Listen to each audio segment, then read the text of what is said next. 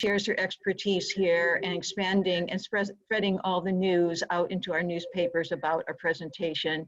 So thank you, Brenda. We're all here this evening because of you. Thank you. So Coyote, Navajo speak of Coyote as a messenger.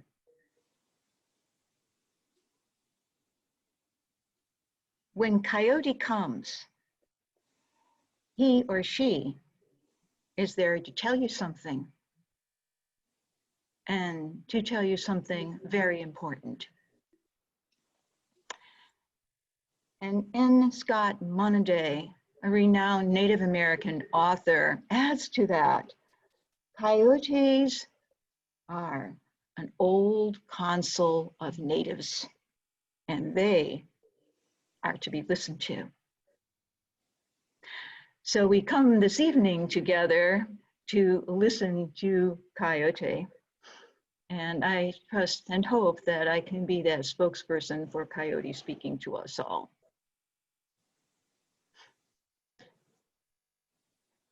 So as a scientist, I often go to the native peoples of our land who have that Aboriginal knowledge, which is so wise in reference to their relationship to the earth and to the wild ones, and most especially Coyote, who they knew so well and lived with for 17,000 years before the white man ever came. And so again, the Navajo say how we choose to treat the natural world is how we choose to treat ourselves. And we really are experiencing this today, in this time of pandemic. And this is truly has hit home with us. And so, you know, my fellow biologists around the world are expressing the fact that this pandemic is happening because of human abuse to wildlife. And this especially is happening in China. So the extreme abuse to the wildlife of China that caused them to become the disease to spread then to humans has spread around the world. It's a powerful, powerful lesson to us as humans. And you know, I was driving on the freeway the other day to an effort for Coyote, which I rarely do. I usually take the back roads. But on the freeway here in Maine, it said, "We are all in this together." And yes, it was a powerful statement. I really thought, yes, we are all in this together. All life on our planet is here together. And how we treat and relate to the natural world and wild beings greatly affects us. And so let's move on from that, because a great deal of my presentation is going to be about this. So Coyote, the Keystone. I promised you I'd speak to you about Coyote the Keystone, but before I start speaking to you about Coyote the Keystone, I want to share that coyotes in their own right are an immensely valuable living being on this planet, of themselves, in their own lives, in how they go about their lives and their relationships with each other, and all life that they live with in their territory.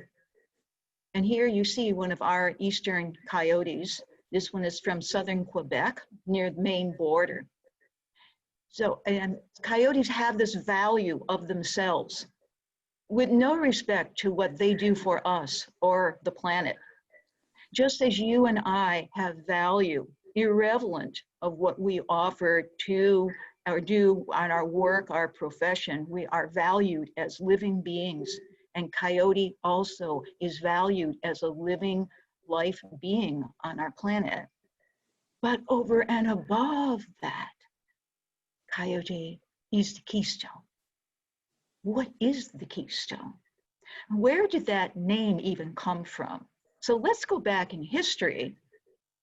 And basically that term came from the Romans.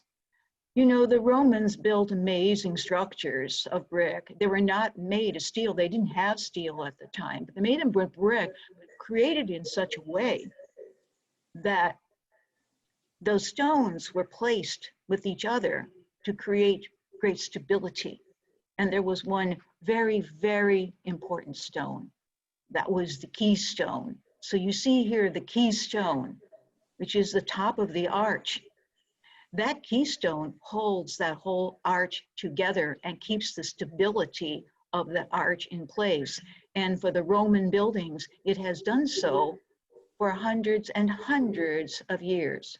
However, if the keystone flounders and comes out or is broken and is taken away from that arch, this arch, as you see, in time will fall and crumble to nothing. So coyotes play this role of creating great stability in the ecosystem in which they live. Whether we humans recognize it or not, there is such magic and a wonder in this planet and how it works in these relationships of keystones and their prey, that the more we find out, the more we are in awe of this. So I want to speak of coyote as the keystone of the total keystone. So it adds to the power of the keystone and their effectiveness on the landscape and for us is that they live in a very complex social system which they have evolved over 5 million years.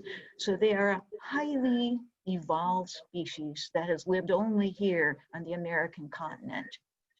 And this complex social system has evolved that they mate for lives. That is a very, very important part of who they are. They are the only mammal that we know of in the Americas that mate for life. Even wolves, we found, do not always mate for life. And that relationship they have creates great stability in who they are and how they affect the ecosystem as a keystone carnivore. In addition to this, they are also the parents of their pups. So female becomes pregnant at one time of the year in late winter and then gives birth to her pups in springtime. And these two mates who mate for life spend all the summer and most of the autumn bringing their pups up to protect them, to feed them, to teach them how to be wild carnivores, to be excellent hunters, to know their territory, to know their prey, to know the other species who live with them. You take this very complex system of the mated for life and their pups, that creates in the stable system a powerful form of the keystone in their effect on the landscape that greatly affects us as humans. So coyotes' value as the keystone is not just that coyote is on the landscape, but is the vital interactions that happen because coyotes are there. These interactions do not happen throughout the whole system, and including us, if coyotes are not present. Also, if there are not enough of them present.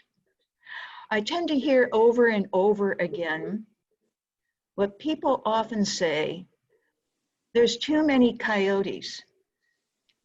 And I don't know where that comes from, because in Maine, we do not have enough coyotes. And in many places in Maine, they are not present at all. We need, and the science that we know is we need to have a certain number of a carnivore, a keystone, to be effective. And they are not effective in those vital interactions if there are not enough of them. So, coyote on the landscape of Maine.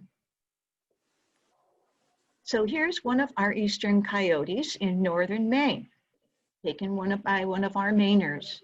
And this is what coyote, again, keystone, what they're doing. First of all, rodent patrol, all right? Big part of coyotes' work as a keystone is rodent patrol.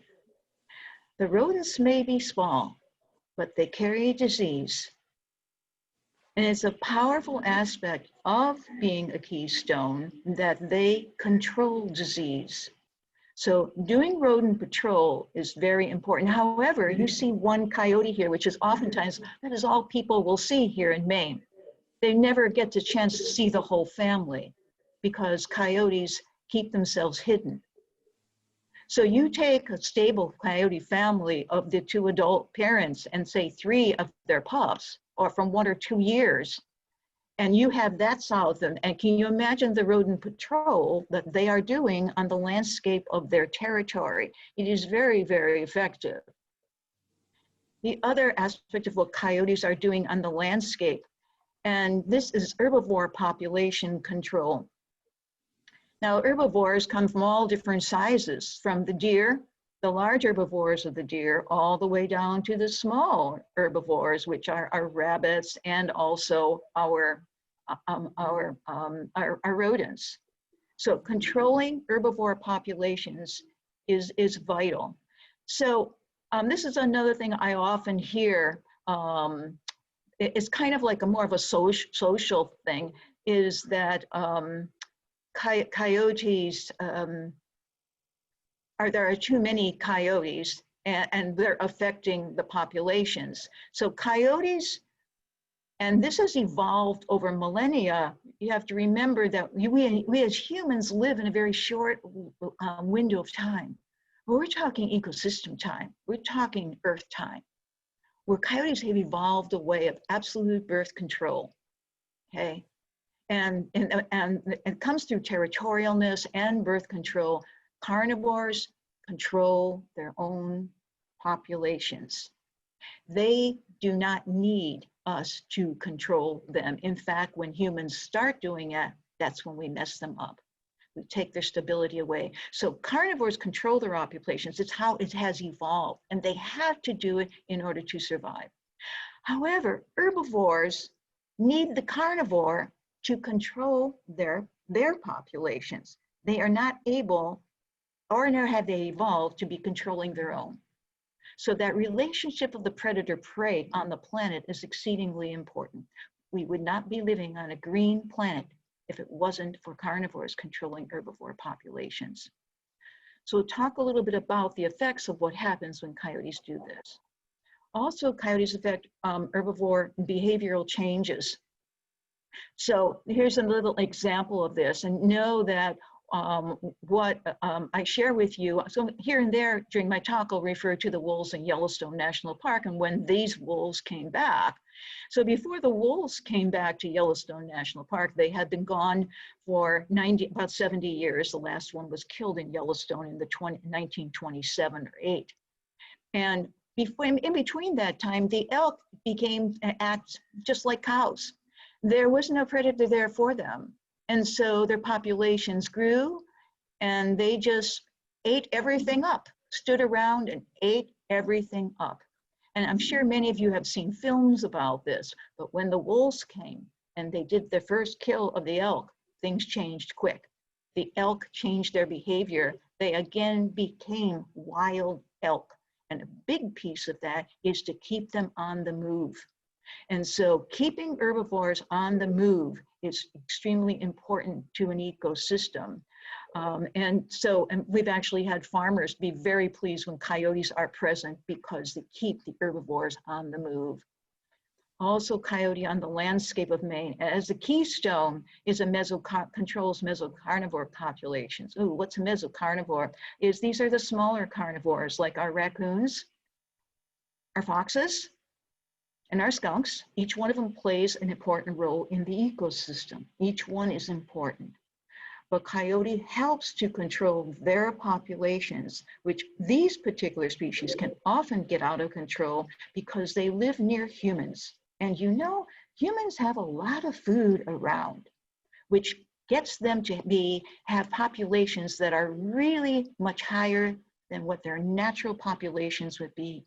So coyote's presence helps to control them by coyote hunting raccoons and skunks. And they control foxes because foxes are a canine as well, very small, but they control them by wherever coyote territories are, foxes' territories tend not to be. And so there is a certain control of just territorialness that coyotes do with foxes. And this, in a way, really helps these copulations too, which I'll share with you later on. So what's the result? What's the result of the keystone having an effect that we just spoke about? So the result is, first of all, there's protection from disease. So doing rodent patrol, keeping other herbivore populations in balance is a huge protection from disease. Rodents, they may be small prey, but they are the ones who carry some very powerful diseases that can cause death as well as illness. And also species, wild species suffer from disease as well. And if their numbers are too high, they will suffer as well. Rabies being one that coyotes helps the mesocarnivores be protected from that disease by keeping their numbers in check. Also, what the effect of controlling herbivore populations, especially large herbivore populations like deer, with the protection of our native trees, of our flowers, our wild flowers, our native flowers, our native shrubs. All of these should be the understory in our forest. Are they? Do you see forests covered with wildflowers, native wildflowers? Do you see them with the shrubs? Or have they all been eaten? So in doing so, in saving native trees, in flowers and shrubs, basically saving habitat for our birds, our bees and butterflies, these species require these green places. And as you know, all three of these species are at risk. Our songbird populations are diminishing greatly, and issues with our bees, our butterflies, just talking about the monarchs.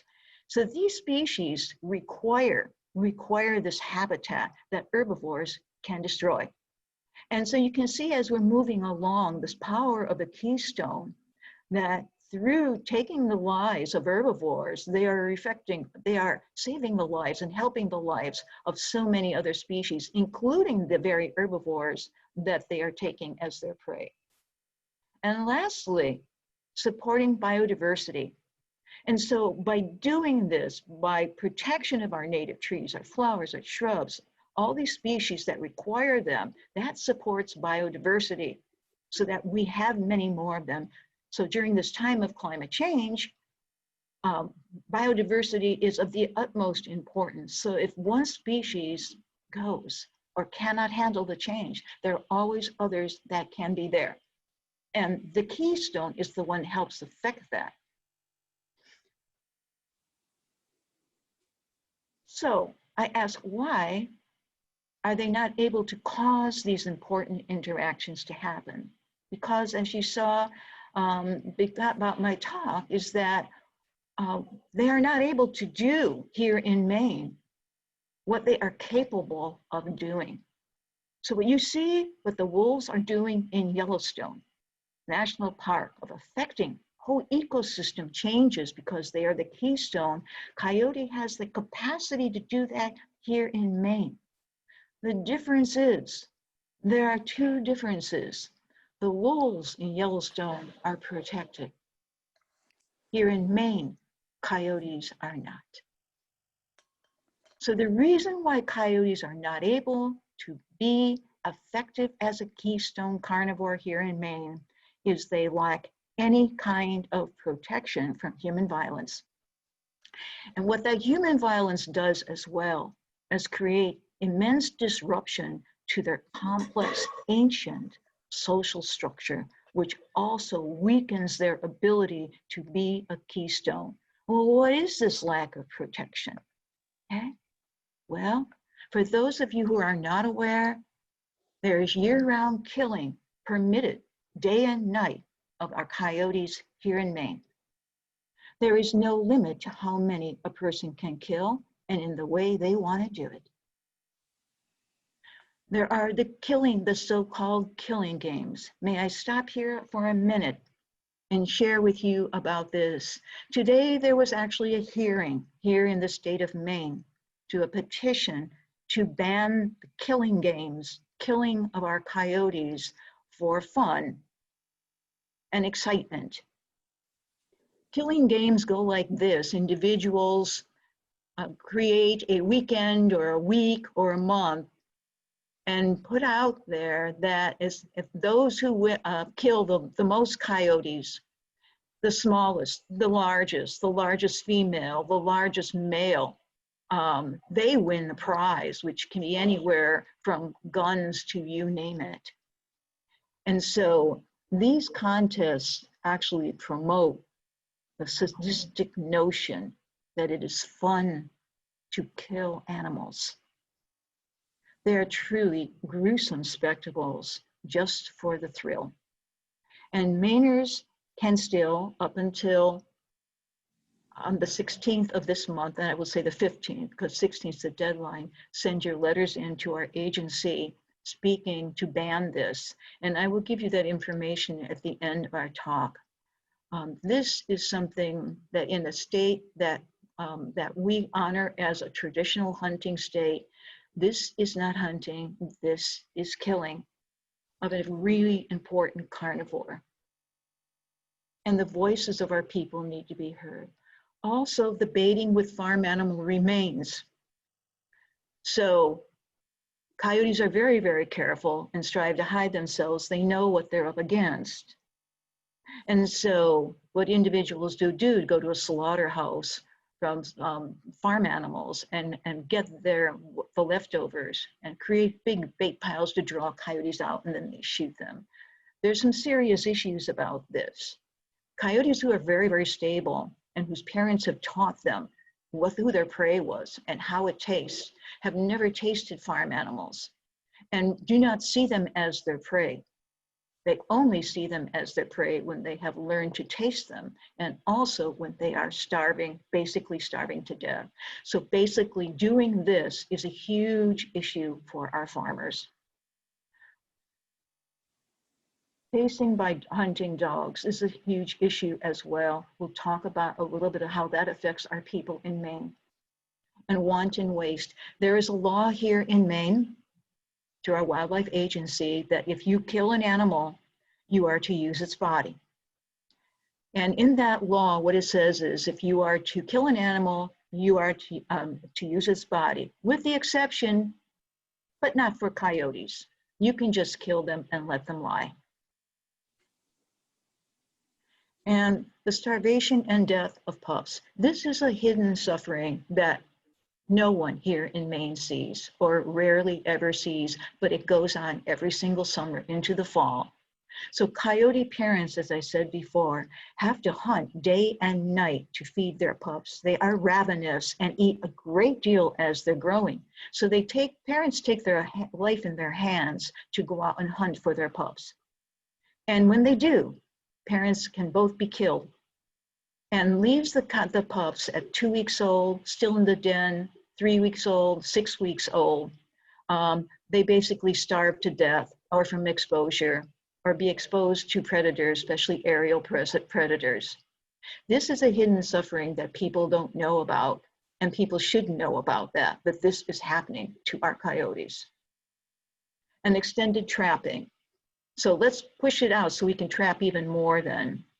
The idea of a medieval form of behavior of trapping to extend it even more to an important keystone. So in all, basically this comes down, as you can see, this is basically a free-for-all. I want to read you a quote that is so appropriate here. It was written by John Davinier. He was a passionate advocate for the end of slavery in Great Britain, and he lived in the late 1700s. And this is what he said: laws that allow us to diminish the humanity of anybody are not laws. They are framework for crime. Let me reword that a little, okay? Laws that allow us to diminish the dignity of any living being are not laws. They are the framework of crime. So what you're looking at here is the framework of crime. He goes on to say, a country that sanctions and not controls the barbaric behavior among its citizens, that is a country whose hope is lost. Powerful words for our times from a man who lived 250 years before us, and they are just as appropriate in our time. So I want to share with you a couple of the realities here. So this is a little orphaned coyote pup in Baxter State Park. And one of the visitors in Baxter State Park in the fall, at the end of September, took this photo. And this is about a 10-week-old coyote pup. And also the sibling was seen too. And if you notice, the little one is standing on the tote road. Coyote parents would never allow this. You would never see a pup in view of people all the time, and many, many people saw these pups. So the territory of these parents were in the southwestern part of Baxter, for those who are familiar with our beautiful Baxter State Park, where the Daisy Pond is and Kidney Pond. And not very far from that is the limit of the Baxter State Park where protections end. Our coyotes have been protected ever since they arrived here in Maine.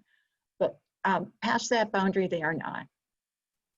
So it appears that both the parents of these coyote pups had been killed when hunting, and they're part of their territory that was beyond the park. And so these little ones, this is the end of September.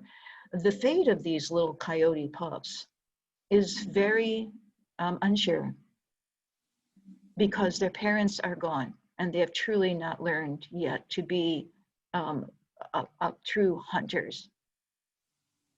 Here's another coyote pup.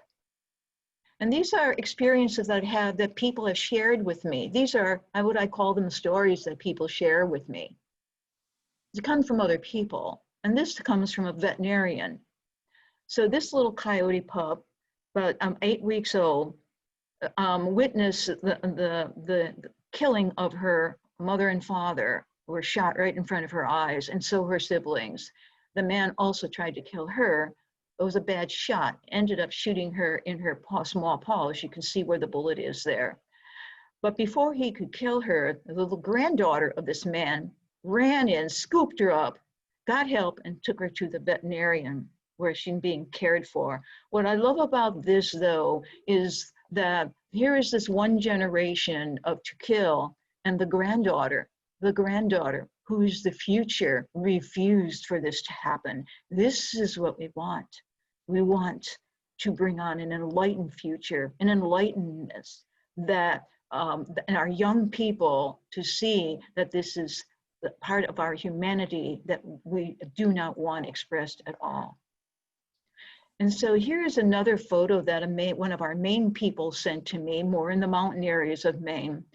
And this person noticed, a number of people noticed this coyote, our Maine coyote, limping very, very heavily as she moved about on the landscape.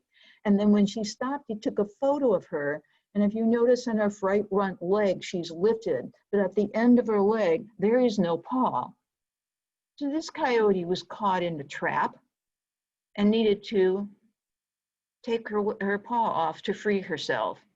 There's also other photos that I've seen here of Maine of the same thing.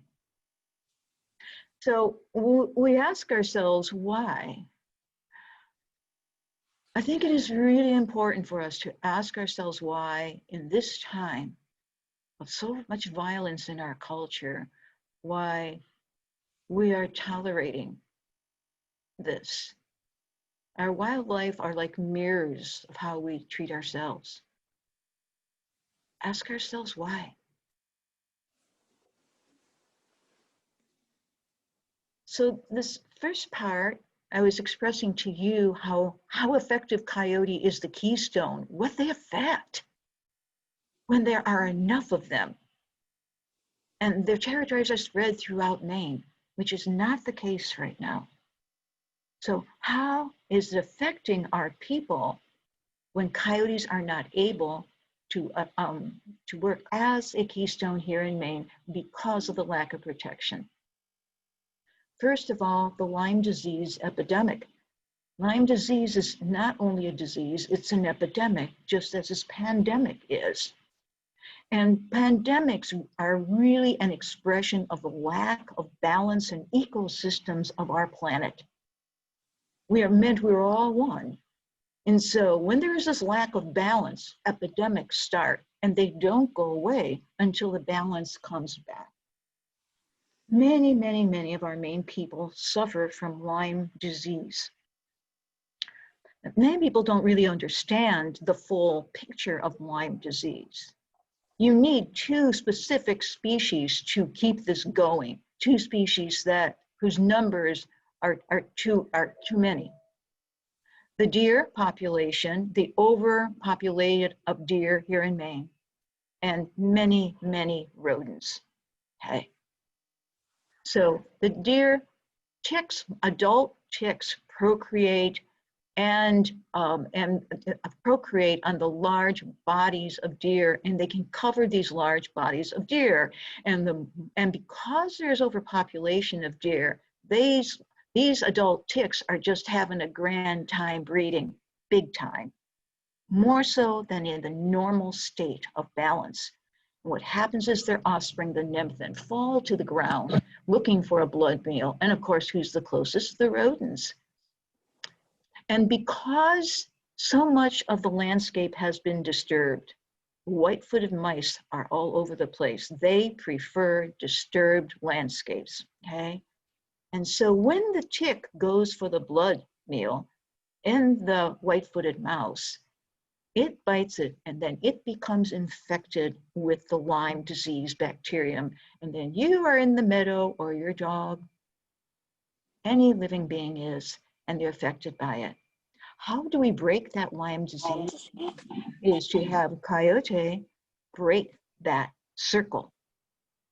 Break that circle to control deer populations and to control also the rodent populations. However, that is not happening now. The other effect that's affecting our people here in Maine are private property rights. So remember the quote that I told you about Darwinian, about the framework that no laws, they're basically not laws, they're framework for crime. So basically individuals who carry on these activities of killing coyotes like this have basically they're carrying out crime on private property rights. People here in Maine, I travel all over Maine as a biologist, so I get to be with our people. That is the kind of biologist I am. And they have told me over and over again, they've had experiences of assault, of absolute disregard for our elders, and for disregard for farm animals, and having dogs, these dogs, hunting dogs, running through private property, 6, 12, 18 of them after one terrified coyote, okay? And in the past, our Maine people supported our traditional hunting in Maine, and their land was always open to our traditional hunters. But because people are seeing what is happening, they are posting their land. Because there's so much issues of private property rights. I could go on with this more and more because I've had so many people talk to me as I go around in Maine and give my talks. People come up and share with me some of the atrocities that they themselves as people of Maine experience. And the farmers, again, I spoke a little bit about that. So farmers require, and we have amazing farmers here in Maine. One of my favorite things to do here in Maine is work with our farmers and support them. And many farmers in Maine are very enlightened. They want stable coyotes on their farm. So I talked to you early in my presentation about the stability of the Keystone. They want a stable coyotes families on their farm because they know all is well then. And they've lived it. And it's very peaceful and successful. But when there is this running through private property, chasing and terrifying farm animals, and at night at the same time, it has greatly affects our farmers' success. And and our farmers deserve more of a support from our laws than that. To me, this is so important, is teaching our children violence. When we allow this violence to our fellow beings, and our children are seeing that, they are drinking in what they see us adults allowing. We are allowing it. And in some cases, in these coyote killing games, they are actually having the children participate in that. So if the children's point of view is that life is life, so if we can do this to this coyote, well, I can go do it to that other kid. I can beat up that other kid. I can punch and bully them because I've learned from my adults that it's okay. So we have a powerful effect on our children in teaching violence. And this is what is happening now, and we see it in our culture. And another thing about dishonors our traditional hunters. I've spoken to many of our traditional hunters in Maine, and actually have given talks, been invited to give talks. And our traditional hunters in Maine have nothing to do with this. And they see that it dishonors themselves as traditional hunters and Maine as a traditional hunting state. It really affects them, and they're being welcomed by our Maine people as our traditional hunters. And lastly, the loss of experiencing life in all its wonder. I've had so many Maine people say to me, all over Maine, and a lot of our rural people, oh, we used to hear the coyotes just howling and singing at night. It was so great. And then we don't hear them anymore. Did they move on? And they say, no, they haven't moved on. Coyotes don't leave their territories. They're not selling their houses every time you turn around. No, their territory is home for the rest of their lives. Someone has killed them. And there's something of a loss of the quality of life when we cannot experience the beauty of our planet and other life in that regard. And in seeing the beautiful flowers of the springtime, because they're all being eaten up, I can go on and on. How it affects the ecosystem. So this free-for-all killing, this lack of protection, again, disease in wildlife. Humans, like all other life, are exposed to disease. We all are. And wildlife are the same. And certain wildlife tend to be more sensitive to certain things. So 3 of our species here in Maine, our foxes, our raccoons, and our skunks, are very, very sensitive to rabies. It's just how it is with them. Coyotes are one of the least sensitive of all mammals in North America to rabies, but these 3 are. So when coyotes are, and when coyotes are playing their role as the keystone and controlling the numbers of these 3 species, that their ability to come down with rabies becomes less and less. But now rabies has become a much larger issue because the numbers are not in control at all because coyote is not present to do so. Also, the lack of habitat for birds and bees. With coyotes gone and not being able to control our deer populations, that habitat ceases to be. It is extremely important that these species have habitat for their life. They need a home just like we do. Then the disappearance of native plants. And so I'm going to put these 2 together here. Our native herbivores, like our deer, have evolved with their native plants. That is what they prefer to eat.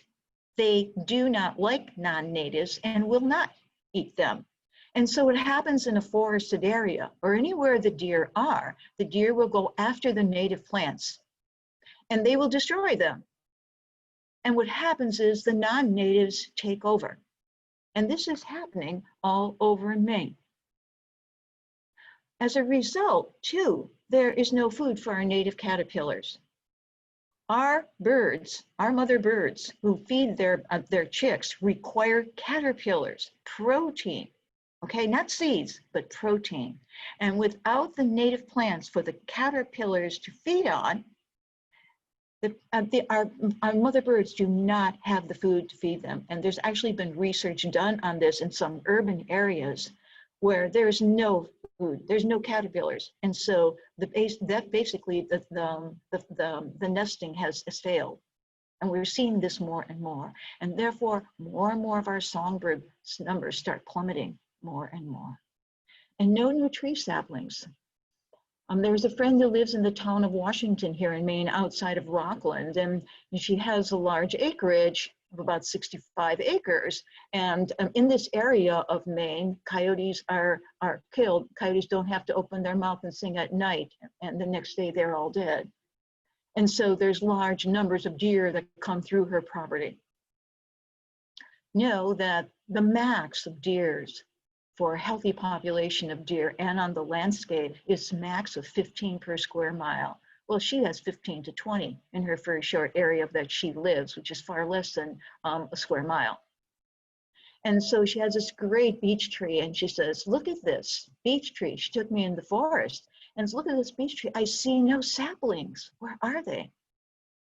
They've all been eaten up by the deer. And when this great tree dies, there shall be none to take over for it. And this is happening also all over Maine. And so as a result, again, before when I'm saying that's the keystone, they are creating biodiversity. Here we're starting to see tremendous lack of biodiversity in this time of climate change.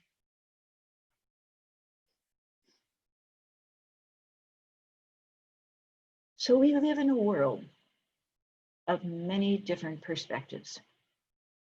Just as each one of these coyotes you see here has a voice that's distinctly their own.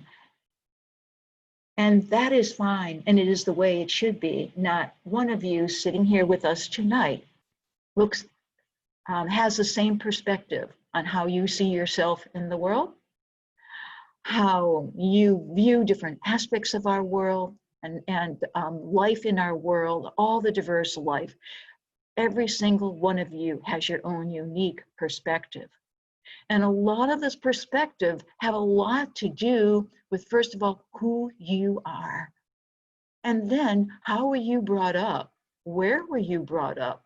Who were your parents? How did your parents live? What did your parents teach you to value? And as you grew up and became a teenager and young adult, who did you hang out with? Who was your group? Okay, and what kind of effect did they have on you?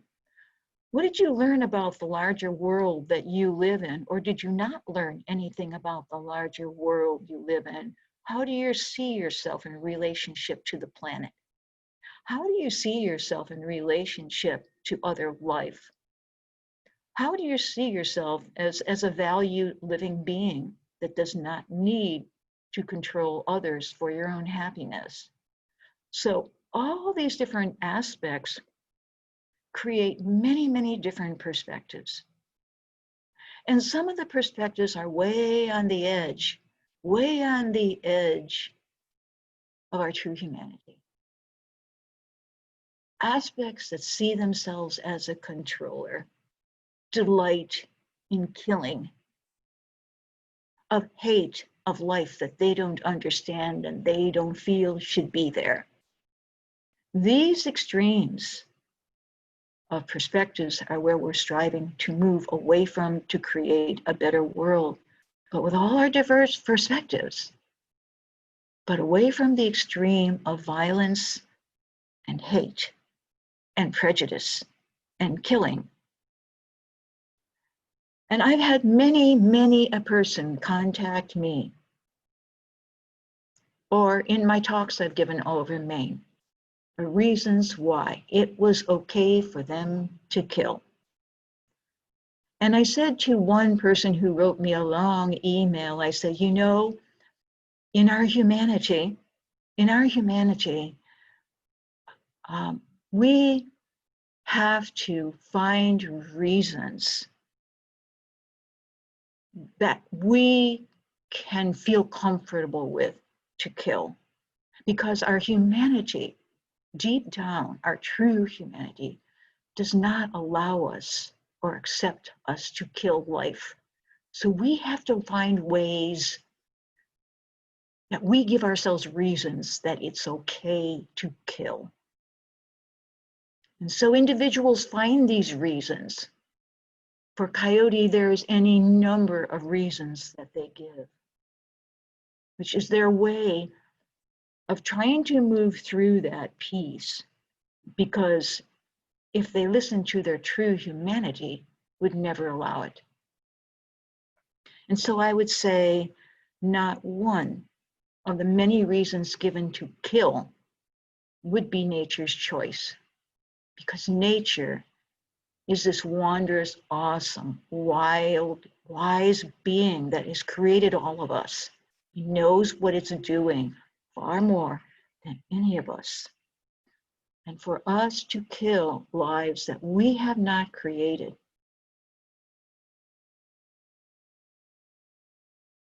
so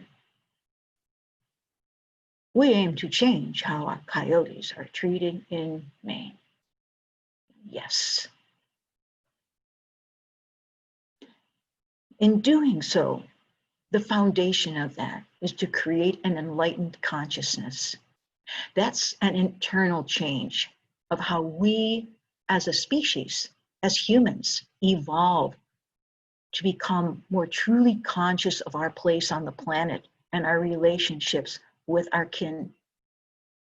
This is the foundation of the change. This is the foundation of how we change our behavior. And then it's time to change the laws. And so I say now it is time to change the laws, because as a scientist and as a biologist, I am experiencing this everywhere I go in Maine. And all the relationships that of necessity and just because of the way our world is, getting so much experience and communications from people all over this America and beyond, that this is the time, this is the time. And in due respect to Representative John Lewis, who just passed away, in his own words, if not us, then who? If not now, then when? This is the time.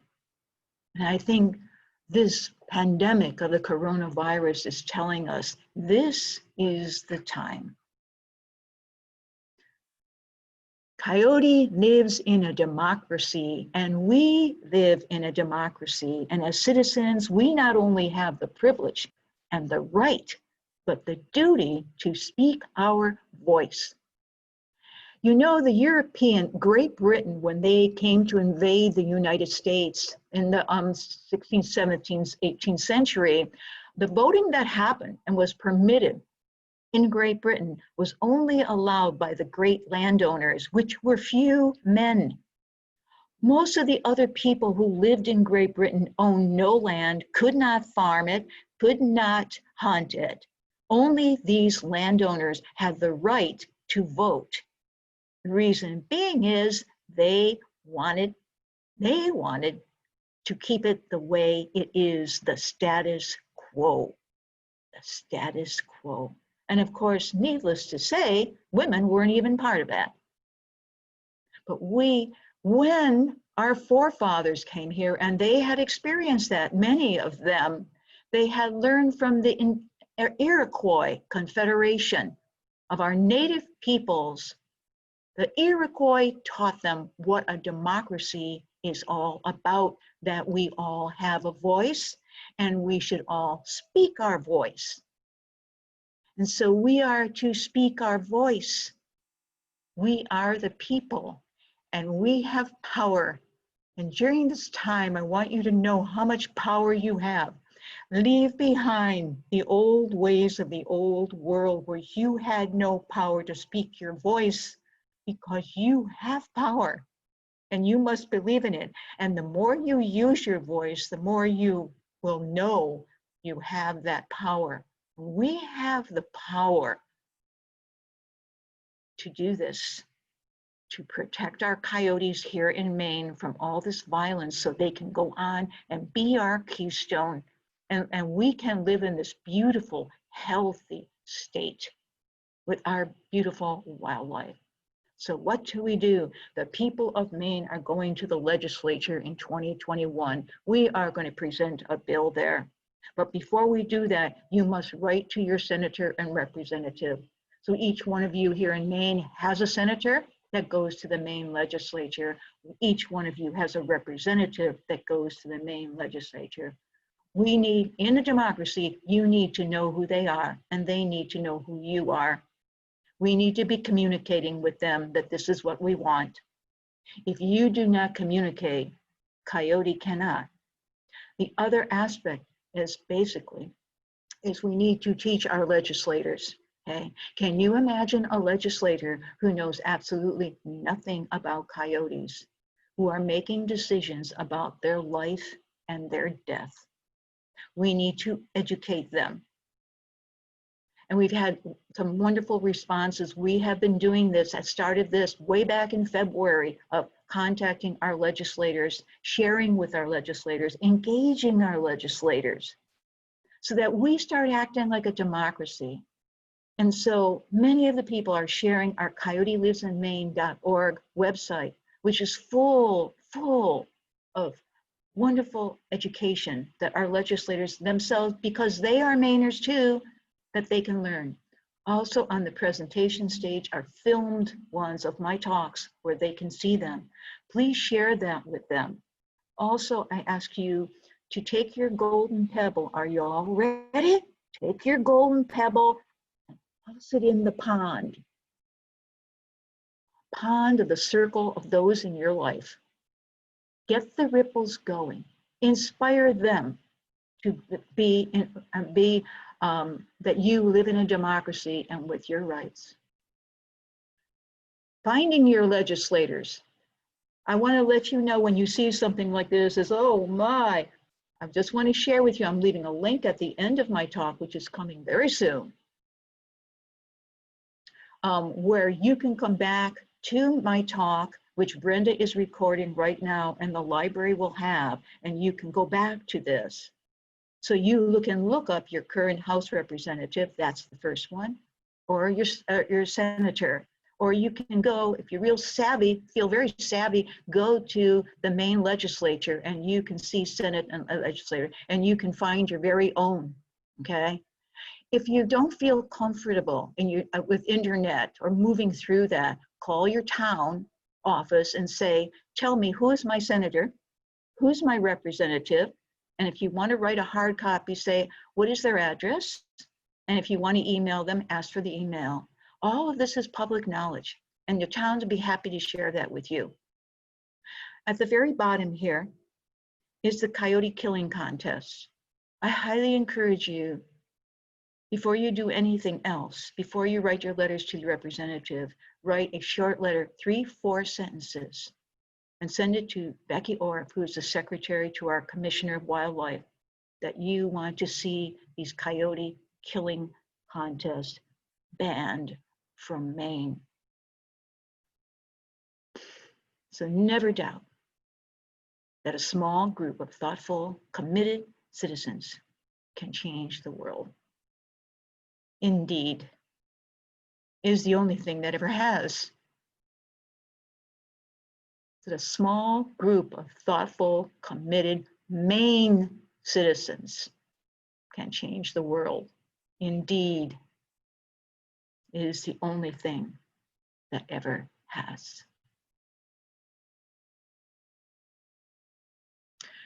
Coyote, as the Navajo speak of coyote, as the messenger.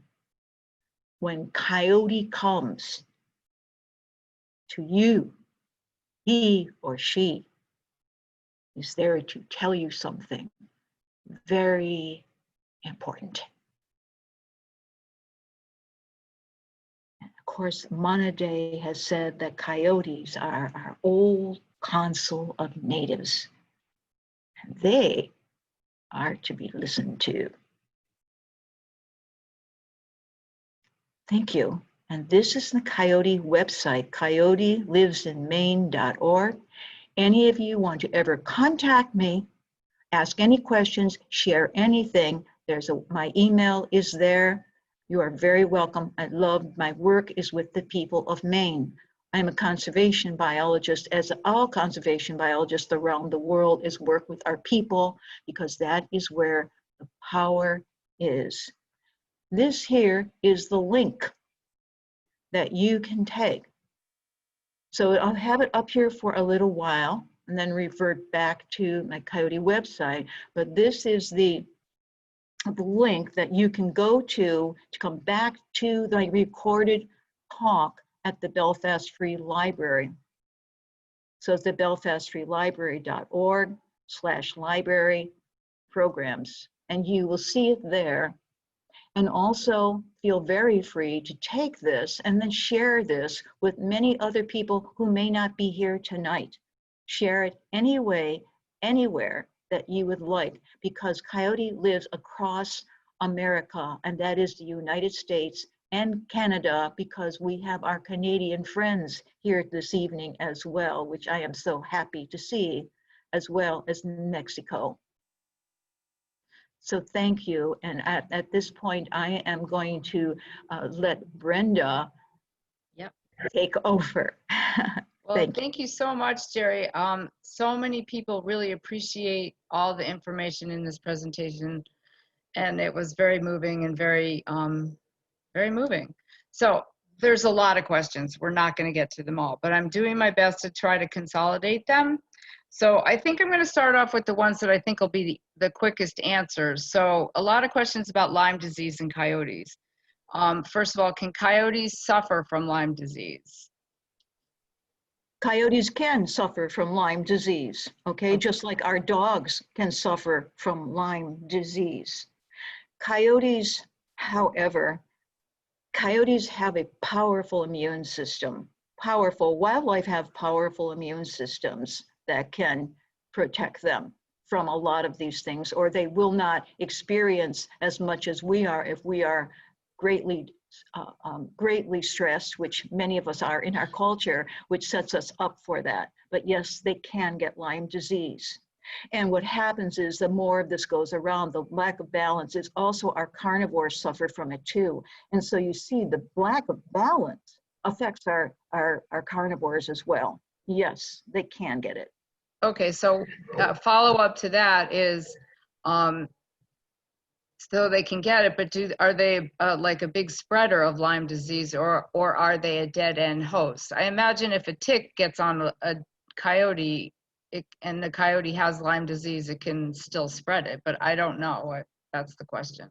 So the question is, if you get Lyme disease, and I'm sure that many people who are sitting here this evening have Lyme disease, and once you get Lyme disease, you are not spreading it to anyone. Okay, it's not like the coronavirus at all. You cannot spread Lyme disease. You get it, you suffer from it. Coyotes get Lyme disease, they get it, they suffer from it. Right. But the ticks that are on them, anyways, they're, just like the mice will spread ticks that have Lyme disease to other animals. Anyway, I'm not sure I understood that question as well. Anyway, I want to keep moving along here. So can I share one thing? One more thing? Yes, please do. I've actually seen photos, actually a little film clip of coyote mates taking about 20 minutes to a half hour with each other and picking the ticks off of each other. They're very aware of the ticks on them. And if any of you have dogs, I'm sure you've done the same.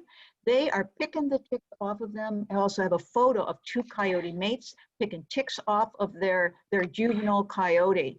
they keep an eye on and clean themselves of ticks as well. They're very efficient living in the wild. They have powerful, powerful immune systems as well. Okay, so we're going to move on to this question that came in right at the beginning. What are some of the myths about coyotes that cause such a negative reaction in the public? Whoa, that basically the myth about coyote is really about the myth about the wolf, okay? And so we're going back in history.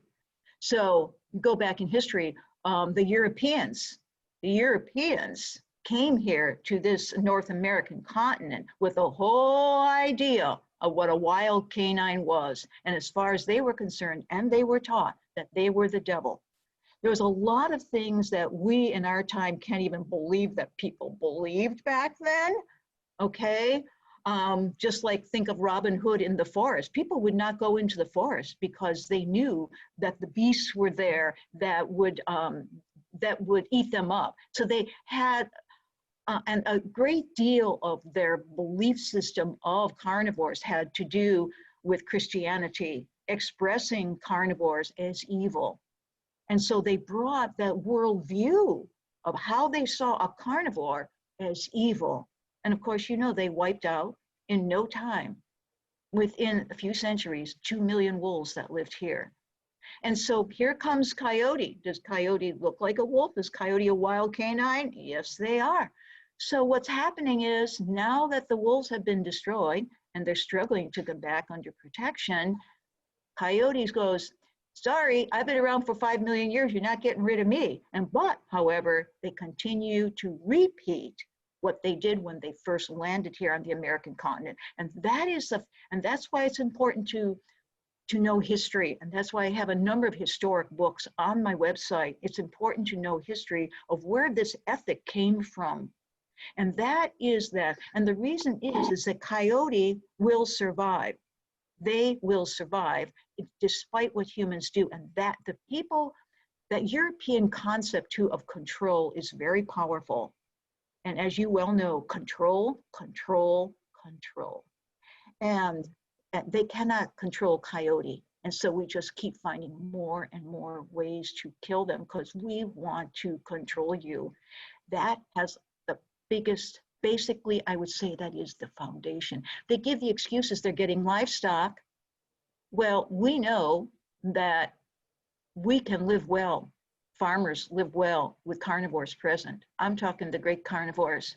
That is not an excuse at all, okay? They're getting the deer. Well, our deer have lived with wolves for centuries here in the Americas. So, and there were many deer here when the Europeans arrived.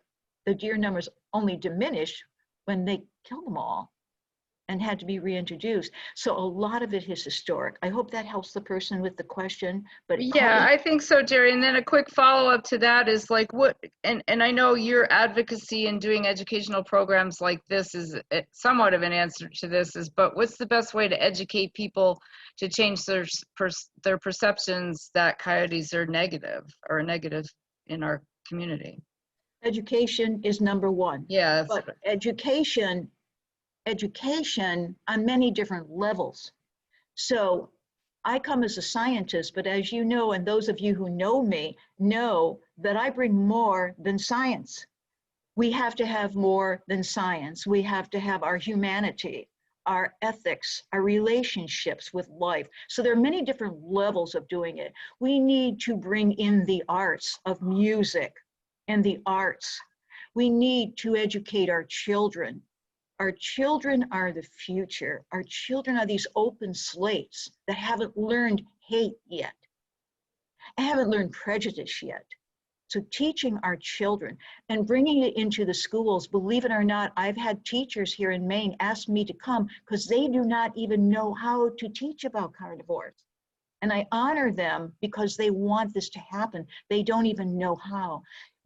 Our teachers need to be educated. We need to have the meetings where our teachers can get together and be able to teach. We did it, myself and another amazing educator attempted to do this last fall. And we were rejected by an environmental education group because that for as far as they were concerned, teaching about coyotes and carnivores wasn't valuable. So that is that level that, well, they're not, what's worth writing. And yet this is so important because it's a part of the whole ecosystem. It's big, it's very interrelated. And so there's many different levels of education too. And we can do it in the arts, we can do it in music, we can do it in taking hikes and teaching in many different ways. And I am not the only one. Scientists can do it, artists can do it, musicians can do it, our art exhibitions can do it, filmmakers can do it. So there are many different ways of creating a whole new consciousness. And that's what we're striving to create with a very deep level of education that's very deep. It isn't just a bunch of facts. It goes beyond facts. I hope that helps. Yes, I think that was a good answer. And I'm going to ask this is probably going to be the last question, and it's kind of relates to education. I think it would be a good idea to teach people all about, coyotes. And so here's a question about what is the function of their various vocalizations, the yipping, the howls. He goes on to say, we live within 300 yards of the colony and hear them every night up on the wild blueberry field. And it sounds very primal. I'm so glad to have them. But I think if people understood what they were, all the vocalizations, that would be, a wonderful educational inroad to it. But anyway, what do you say to that? So my response is, and I loved how you had spoken, the person said they sound so primal. I've had persons say to me in some of my talks, is the coyotes, we're here, the coyotes, and they sounded really, or we were camping, and we heard, and the hair went up on the back of my neck. And I'm going, isn't that a fantastic feeling? That you are experiencing primal, wild energy in this domesticated world. We are very connected to that primal. We want to be connected to the primal, but what I would share with you, a professor from the University of Vermont did his doctorate on coyote howling. That's 6 years of research. And he said, and when he was finished, I have only touched the tip of the iceberg. We're speaking about a very, very ancient species. They have a highly evolved language, which is their howling. And they know what they're saying to each other on many different levels. I did a little piece on our Facebook not so long ago saying people often do wonder. And one of the first things that people were all saying, they're hearing the yipping, the yapping, that primal, is like, they got to kill. And basically that is not what's happening, because when they have a kill, what do you think they're doing? They're eating. They are not doing that. And so there's a lot of communications that coyotes do. And remember how I spoke at the very beginning of my talk about coyotes' very complex social system. They are very close to each other. They delight in each other's presence. They just have a grand time. And Native peoples understand coyotes' humor, coyotes' delight in life. And if you're looking at this photo right here that I have up, they said that coyotes love the rain. And so they delight in their lives. And that's what we want for them to do. And so anytime any Mainers tell me about all the howling, I love to hear that. You are blessed that you are living in a healthy ecosystem where they are present. And in my one Facebook thing that I said about the coyotes is that coyotes howling is their secret. Okay, it's a language that is their own and we do not know it. But I would say, honor it, respect it, delight in it, but don't fear it. Be in awe.